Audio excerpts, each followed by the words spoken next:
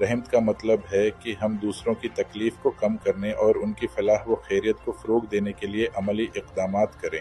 یہ ایک ایسا رویہ ہے جو تمام مخلوقات کے ساتھ نرمی اور مہربانی کا درس دیتا ہے۔ یہ صرف انسانوں تک محدود نہیں بلکہ جانوروں اور ماحول کے ساتھ بھی شفقت کا حکم دیتا ہے۔ قرآن کریم میں اللہ تعالیٰ کو الرحمن اور الرحیم یعنی نہایت مہربان اور رحم کرنے والا قرار دیا گیا ہے۔ یہ صفات اللہ کی ذات کا حصہ ہیں اور مسلمانوں کو ان صفات کو اپنی زندگی میں اپنانے کی ترغیب دیتی ہیں۔ اللہ کی رحمت کا یہ تصور ہمیں دوسروں کے ساتھ رحم دلی کا برتاؤ کرنے کی ترغیب دیتا ہے۔ یہ متاثر کن مثال ہمیں تمام مخلوقات کے ساتھ مہربانی اور سمجھداری کا مظاہرہ کرنے کی ترغیب دیتی ہے۔